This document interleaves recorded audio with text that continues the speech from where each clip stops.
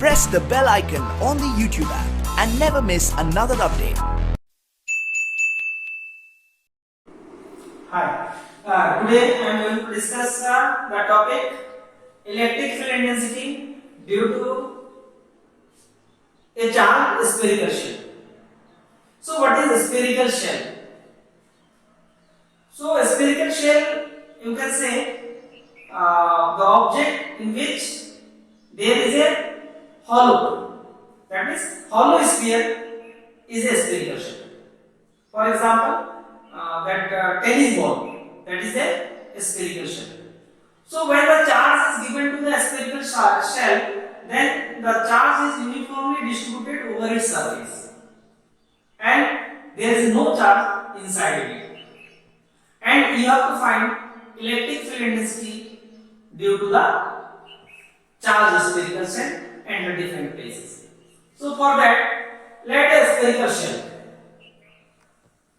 This is a spherical shell, and its center is suppose O and radius is R.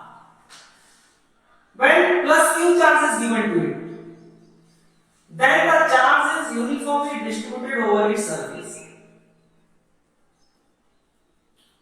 Here, that means all the charge will distribute over its surface and there is no charge inside it. Due to this spherical shell, you can find electric field intensity inside of the spherical shell, on the surface and outside of the spherical shell. So here, surface charge density. Surface charge density sigma is equal to charge upon area. Charge upon area. So here charge is Q and area is 4 pi r square, because the surface area of a sphere is 4 pi r square. Due to this charge sphere, you can find out the electric field intensity at three regions: outside of the sphere, on the surface and inside of the spherical shell. So first, when observation point lies outside of the spherical shell, outside of the spherical shell.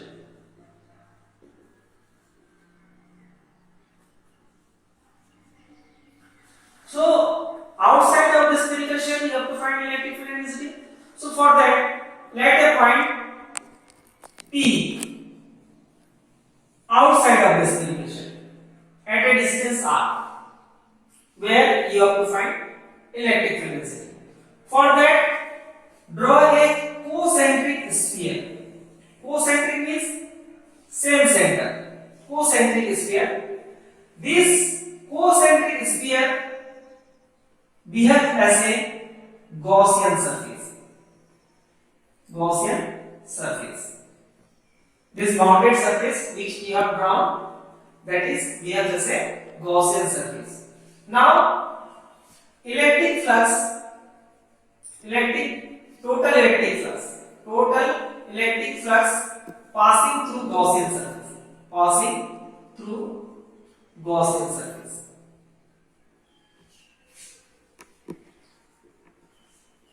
Here phi E is equal to closed surface integration of E dot ds vector.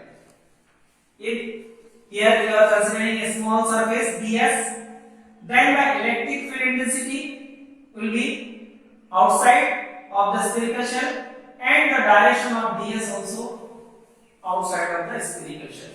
So that means here phi E is equal to closed surface integration of E into ds cos 0 degree, because both are in same direction. Formula of vector a dot b is equal to ab cos theta. This is the formula for dot product. So E ds cos 0 and the value of cos 0 is 1. So here phi E is equal to E is constant taking outside and integration of ds, surface integration of ds. Since closed surface integration of ds is equal to s, and s is equal to here 4 pi r square, that is surface area of Gaussian surface.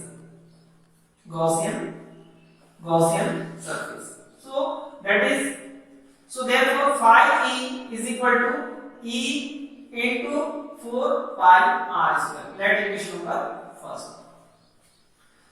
Actually, this derivation can be done with the help of Gauss theorem.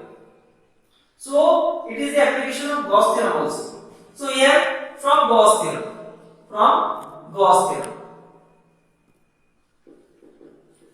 So from Gauss theorem, phi e is equal to 1 by epsilon 0 into q. This is the theorem. The net electric flux passing through a closed surface is 1 by epsilon 0 times of the total charge present inside it. So here total charge is q inside the Gaussian surface.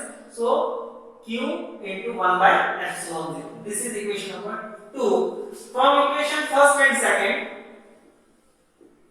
here left hand sides are equal, so right hand side will be equal. That means E into 4 pi r square is equal to 1 by epsilon 0 into q. So therefore E is equal to 1 by 4 pi epsilon 0 q by r square. Newton per Coulomb. Further, since q is equal to sigma into 4 pi r square, so therefore E is equal to here 1 by 4 pi epsilon 0 into sigma into 4 pi r square upon r square. 4 pi cancel out. That means E is equal to here sigma r square upon epsilon 0 into r square. This is the another form of the electric field intensity outside of the spherical shell. Now on the surface. Second case, when P lies on the surface.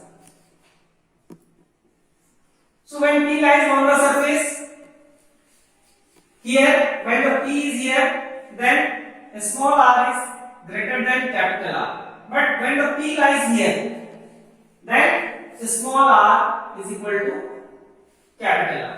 So from equation 3, here E is equal to 1 by 3 and 4. You can write 1 by 4 pi epsilon 0 q by r square. In the place of small r, you can write capital R. Here from equation 4, E is equal to sigma by epsilon 0, because small r is equal to capital R, so r square cancel, that is sigma upon epsilon 0 will come. Third case, when P lies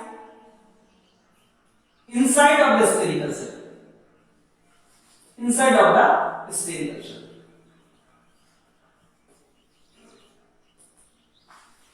When P lies, suppose the observation point P lies inside of the spherical shell here, because here no charge is present inside of the spherical shell. That means all the charge present only on its surface. There is no charge inside it. So therefore, flux passing through its phi is equal to 1 by epsilon 0 into 0, because charge present, if you are drawing suppose here another sphere, then inside of this sphere there is no charge. So that means from Gauss theorem 1 by epsilon 0 into 0. So from equation first and suppose this is 5th, 6th and 7th.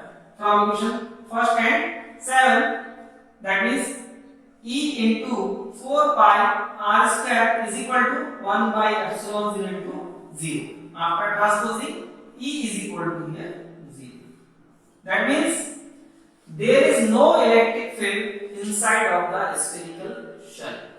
So that's why the advice is given during the thunder, close the windows of the car.